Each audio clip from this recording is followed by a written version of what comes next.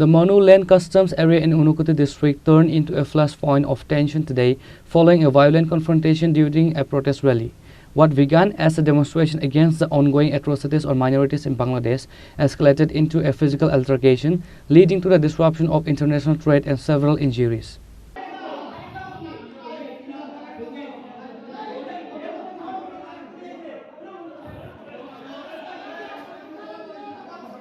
Witnesses report that while a group of Hindu demonstrators was conducting a peaceful protest march against the persecution of minorities across the border, a group of youths allegedly entered the procession through a bypass road. না না এরকম বিষয় না, এটা বন্ধ ছিল না এবং এটা একটা ব্যাপার না বললেই না হয়। ইন্টারন্যাশনাল ট্রেড এবং চেকপোস্টটা এটা সেন্ট্রাল গভর্নমেন্টের একটা একজিম পলিসি আছে। এটা কোনো সংগঠন, কোনো পলিটিক্যাল পার্টি, ইভেন স্টেট গভর্নমেন্টও বন্ধ করার ক্ষমতা নেই। এটা বন্ধ করতে হলে নোটিফিকেশন জারি হবে দিল্লি থেকে। নোটিফিকেশন জারি হলে সেটা থ্রো কাস্টম আমাদের কাছে আসবে, অটোমেটিকলি আমরা বন্ধ করে দেব।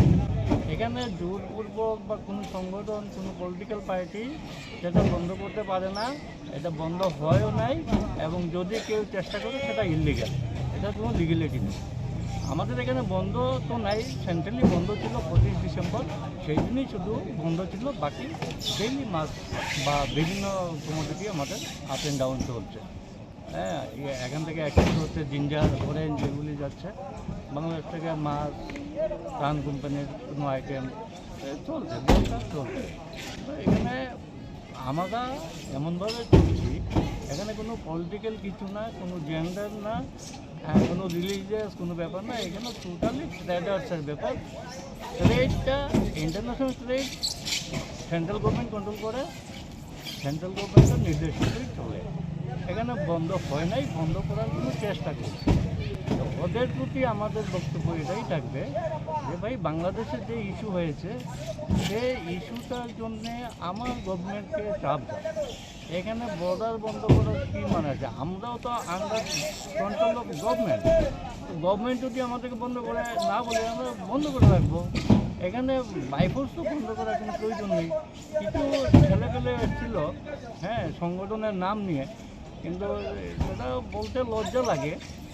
আমিও একজন হিন্দু, আমার টাইটেল, আমার কাজ সব কিছু মিলিয়ে আমি এটাই বলতে চাই যে আমার চেয়ে বড় হিন্দু বোধহয় কেউ নেই।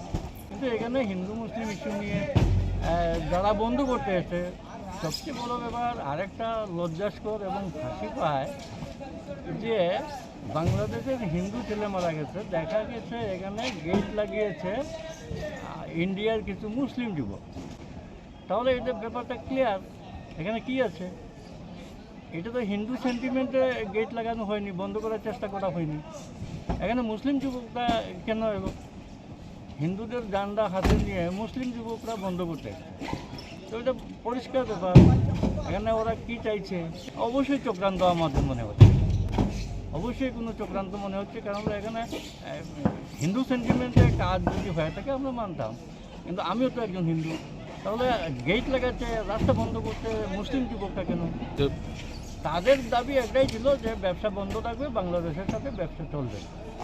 তো আমার বক্তব্য হচ্ছে, ওদেরকে আমরা বোঝানোর চেষ্টা করছি, ভাই ব্যবসা তো গভর্নমেন্ট চালা, এটা একদিন পলিসি আছে, সেই পলিসি মোতাবেক চলবে। এটা না আমার ইচ্ছায় হবে, না বিএসএফের ইচ্ছা হবে, না কাস্টমসের ইচ্ছা হবে। এটা ওই পলিসি মতো, সিস্টেম মতোই ব্যবসা হবে।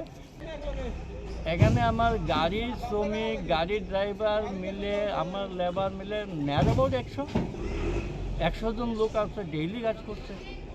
তারপরে আমার যা ট্রেডার যারা আছে তাদের সাথে লিঙ্ক আছে, আরও না হলেও 200 ফ্যামিলি, কয়েকশো ফ্যামিলি এখানে জড়িত আছে। কিন্তু যেটা ইস্যু, ইলিগাল ইস্যু, বাংলাদেশ গভর্নমেন্টের যেটা করেছে, গভর্নমেন্ট থাকা অবস্থাতে, সেটা বাংলাদেশ গভর্নমেন্ট দেখবে, আমার গভর্নমেন্ট দেখবে।